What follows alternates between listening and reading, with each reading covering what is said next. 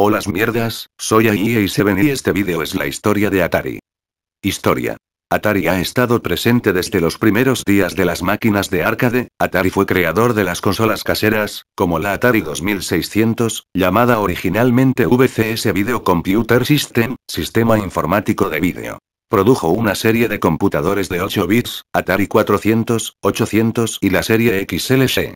Tomó parte en el mercado de los 16 bits con el Atari ST.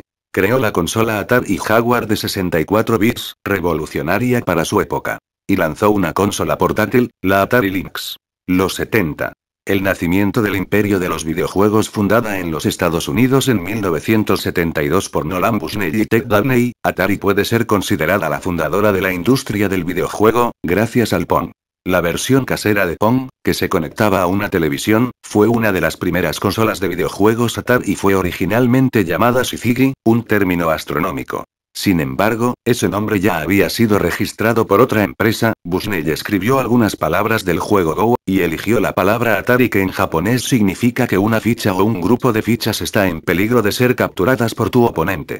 El nombre Atari fue elegido por el atractivo de su origen nipón, además es fácil de memorizar, en términos de pronunciación y escritura. En la mayoría de los mercados en 1973, Atari crea secretamente un competidor llamado Kee Games, manejado por Joe Keenan.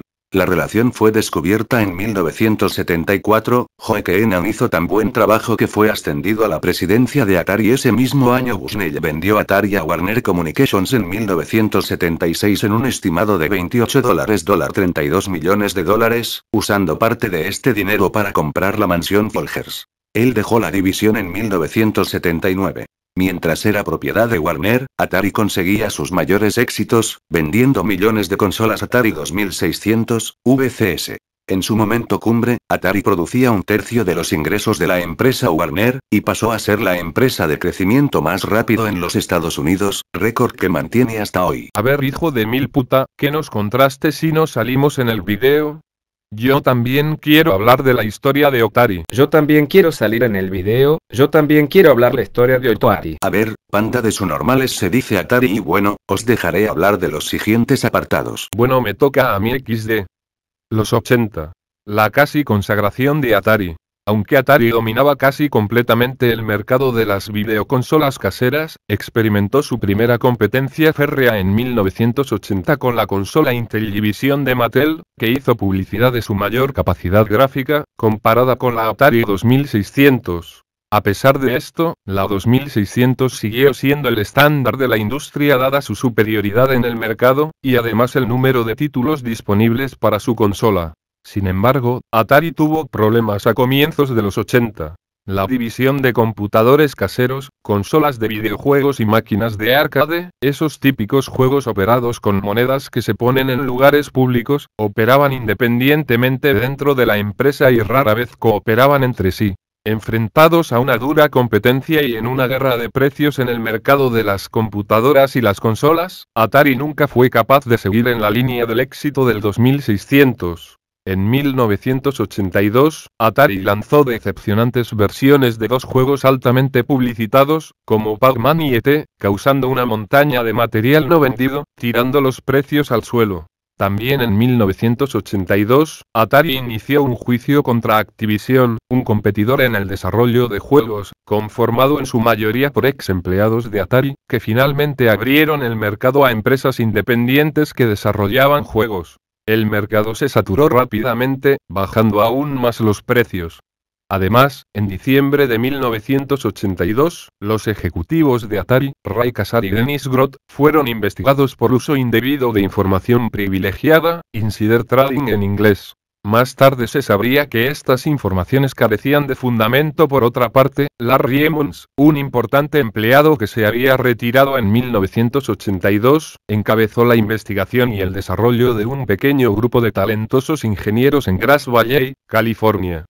La consola Atari 5200 fue lanzada como la siguiente generación de consolas 2600. Aunque estaba basada en los computadores Atari 800, no eran compatibles con los cartuchos de esa máquina.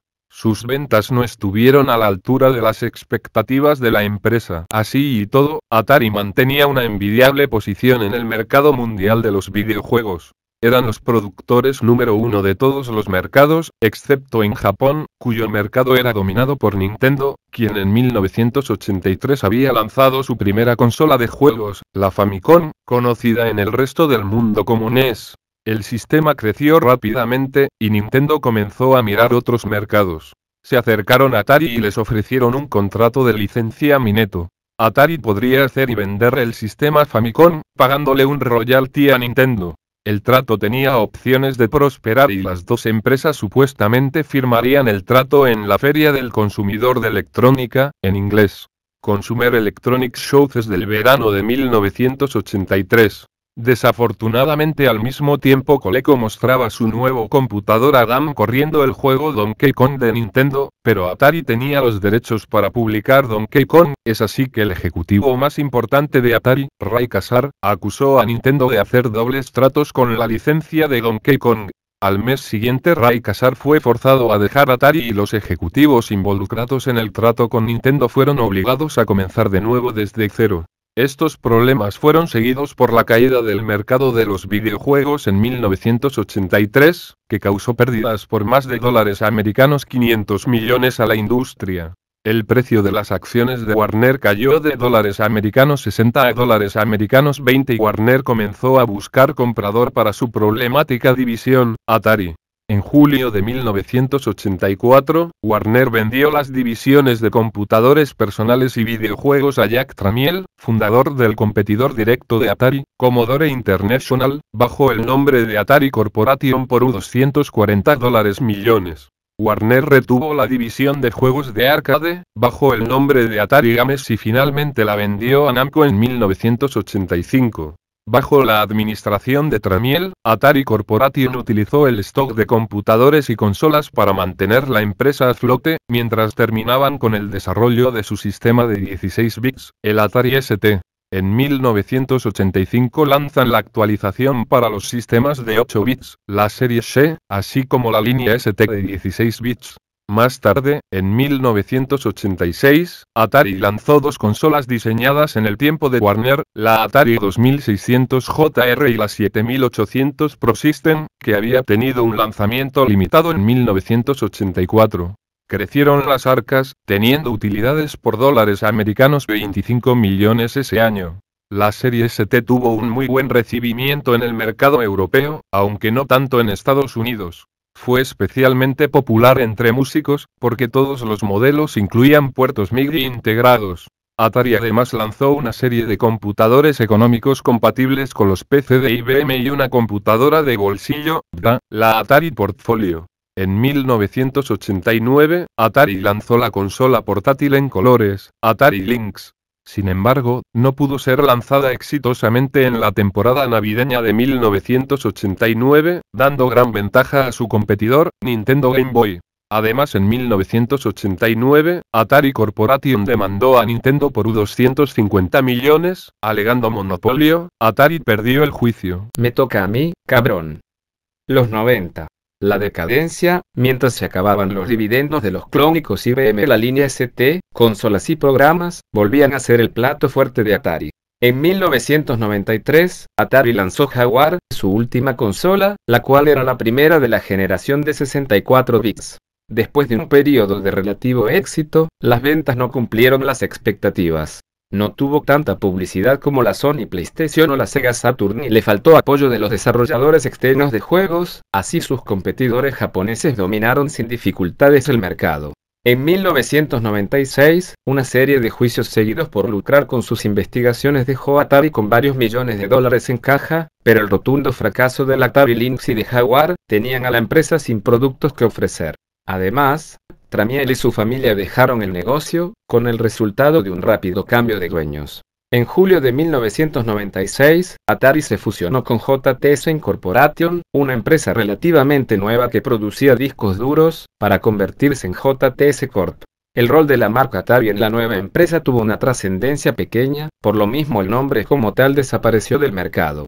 Bueno, aquí termina la primera parte de la historia de Atari. Voten, comenten y suscríbanse. Puto de mierda, eso lo tenía que decir yo, puto zorro. Bueno, lo que dijo Tails. Voten, comenten y suscríbanse. Soy EA7, hasta el siguiente vídeo.